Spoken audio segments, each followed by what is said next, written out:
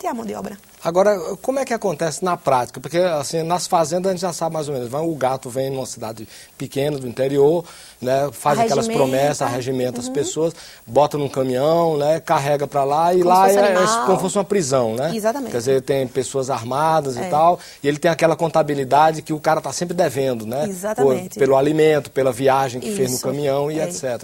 Agora, no meio urbano, como é que é feito isso para manter essa pessoa presa? Isso, exatamente. Isso que você narrou é uma das modalidades de trabalho escravo, que é a servidão por dívida. Né? O trabalhador já chega devendo, vai devendo, está no lugar ermo. Mas existe outra modalidade pela legislação, que é o artigo 149 do Código Penal, que são as condições degradantes de trabalho. Às vezes o trabalho ele é feito em condições tão degradantes que você não é ser humano, é coisa, como eu conversei com vocês antes. E isso pode estar em qualquer lugar. Muitas vezes não teve nem o tráfico na origem. A pessoa é de lá mesmo, mas ela está tão coisificada. Você chega lá, tá como os bolivianos em São Paulo. Eles estão alojados de qualquer maneira. Eles não têm a liberdade física aparentemente tolhida, mas na verdade têm. Porque eles ficam com medo de ser deportados ou de sofrer algum tipo de violência. Então, existe essa exploração da vulnerabilidade. É o que o Protocolo de Palermo, que é uma norma internacional que o Brasil é signatário, menciona. Para ser o trabalho escravo e para ser o tráfico de pessoas, não precisa ter realmente uma pessoa lhe arrastando.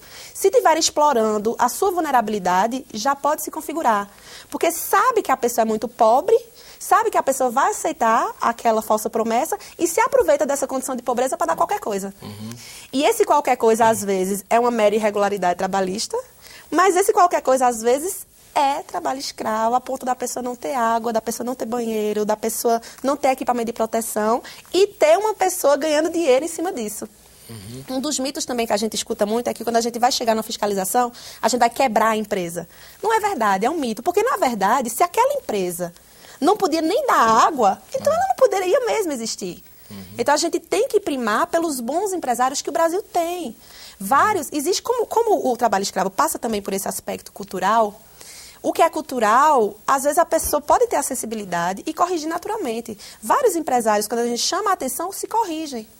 Vários empresários que tiveram inscrito na lista suja, que é esse cadastro de quem já teve mão de obra escrava, se convolaram... Existe um cadastro nacional. Existe um cadastro. E quantos estão inscritos nesse cadastro? Hoje são 88. O cadastro é o seguinte, o Brasil, é importante dizer que o Brasil é um bom aluno de trabalho escravo.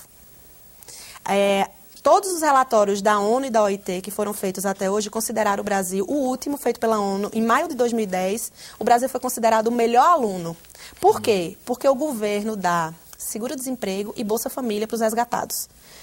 Aí a consultora da ONU disse, quer dizer que o Brasil admite que tem trabalho escravo, ao ponto de ter um programa que admite. Isso é o primeiro passo. Porque a gente diz que quando você tem uma doença... Nós estamos falando de universo de quantas pessoas, quantas são as vítimas no Brasil do trabalho escravo? Desde que o Brasil admitiu que tem trabalho escravo, que foi em 1995 até hoje, já foram resgatados 35 mil trabalhadores. E a estimativa é que ainda existam 20 mil pessoas nessas condições. Então, por que 95? Porque em 95 o governo admitiu, né, em Genebra, que tem trabalhadores escravos no Brasil. Então, pelo menos o governo brasileiro... Porque antes não admitia? Pelo menos formalmente não. E isso é importante dizer que é um ganho, porque tem países que têm que não admitem, que dizem que é lenda urbana, que trabalho escravo não existe. O Brasil, desde 95, assumiu. Em 2003, se comprometeu em Genebra, tanto que tem o seguro-desemprego, e a Agenda de Trabalho Decente fixou a data de 2015 para erradicar o trabalho escravo. É uma... De quanto para erradicar? 2015. 2015. É uma utopia? A gente vai conseguir? Não sei, mas eu acho importante que todos os atores que lidam contra o trabalho escravo tenham isso em mente. Até 2015 a gente tem que curar esse absurdo que é o trabalho escravo. Irregularidade trabalhista, capital oprimindo trabalho, vai ser normal. A gente vive num sistema capitalista que, infelizmente, dá a fazer esse tipo de coisa. Mas o que é o trabalho escravo? O trabalho escravo é a afronta máxima. Então, a gente quer que, pelo menos em 2015, nas futuras fiscalizações, a gente tenha coisas a corrigir, mas não encontre o homem tão embrutecido como aconteceu nesses 35 mil que foram resgatados até hoje. Agora, vamos falar um pouquinho dos crimes, né, que envolvem a questão do trabalho escravo. Quais são os crimes? Eles podem ser tipificados de que maneira? O crime é o do artigo 149, que é esse. Reduzir uma pessoa às condições análogas à de escravo. E aí o tipo penal traz 4 tipos, que é o trabalho forçado, aquele que tem cessio de liberdade mesmo, o típico, que é a servidão por dívida, que é esse que a gente comentou, que o trabalhador já é regimentado, já chega endividado e vai tentando pagar, não consegue. E tem as jornadas exaustivas e as condições degradantes de trabalho. Essas duas modalidades não tem nenhum problema com a liberdade, ele até se voluntariou para aquilo, mas teve um grau de exploração de vulnerabilidade e de coisificação desse homem, que ele perdeu a condição de ser humano e virou um trabalhador escravo, propriedade de outra pessoa, do capital. As condições degradantes de trabalho e as jornadas exaustivas, o que é importante dizer? Jornada exaustiva não é hora extra.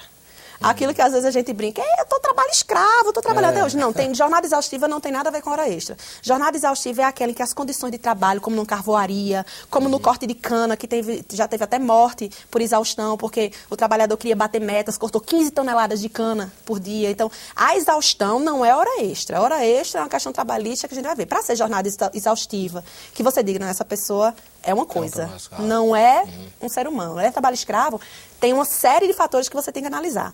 Assim como as condições degradantes de trabalho também. Não ter uma janela, a gente brinca assim, não tem uma janela que isso é degradante. Eu falei, não, condições degradantes de trabalho é um checklist que a gente encontra. É o mais comum hoje, são as condições degradantes de trabalho. É você chegar e o trabalhador está tomando a mesma água do gado, o trabalhador está cortando cana ou trabalhando em alguma cultura agrícola de Havaiana, sem proteção nenhuma, aspirando aquele agrotóxico, alojado em barraco de lona. Isso existe de forma... Sem banheiro, sem higiene, sem banheiro. Água, né? Tem trabalhador da cana-de-açúcar em Pernambuco, meu estado, que não usa banheiro. Uma das coisas que mais me impressionaram foi você chegar num ambiente quase urbano, que é você estar ali no caminho da praia para Porto de Galinhas e você dobrar e encontrar uma situação dessa. E na usina, na parte do trato da cana-de-açúcar, tá todo mundo parecendo uns astronautas, assim. O cuidado é com a qualidade do açúcar. E lá atrás, com a dignidade do trabalhador.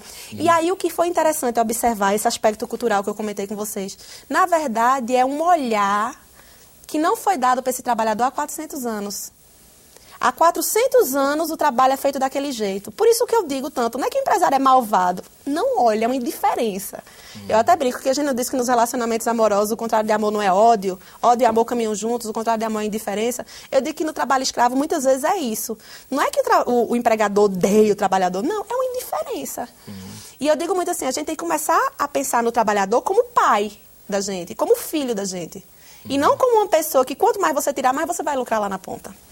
É essa ótica que a gente precisa ter. E o combate, como é feito no Brasil o combate ao trabalho escravo? Pois é, então o Brasil admitiu em 95. Desde 95, então, foi criado o Grupo Móvel de Fiscalização.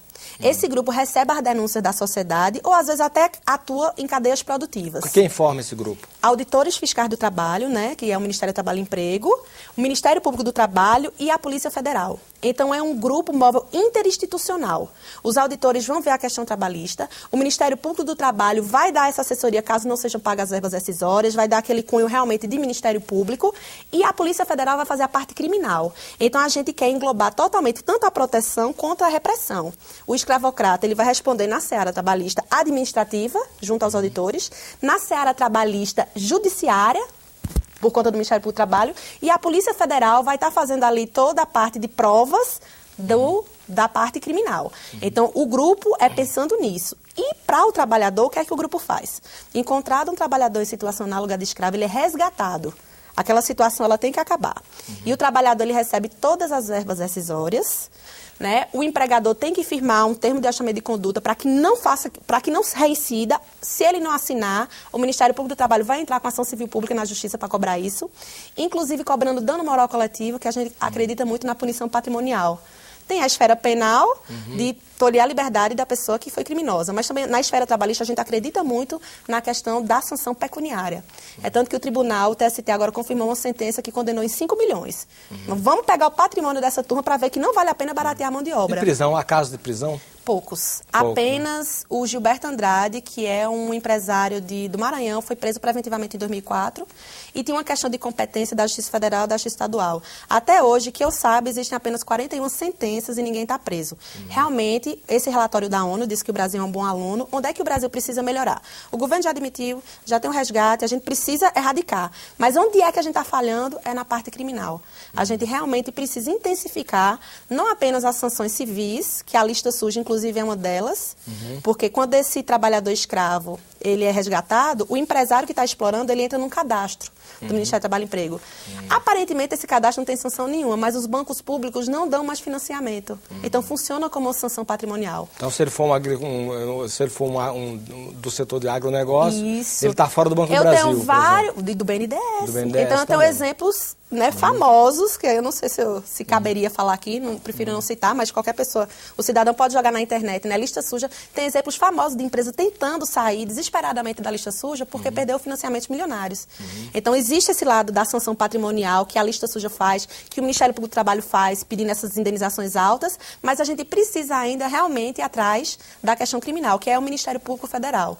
E a Polícia Federal precisam realmente intensificar a questão criminal. A questão civil, trabalhista, administrativa é intensa, né? Existe o caráter pedagógico mesmo, ninguém quer perder patrimônio, né? Mas a gente precisa intensificar a parte criminal. Agora, a questão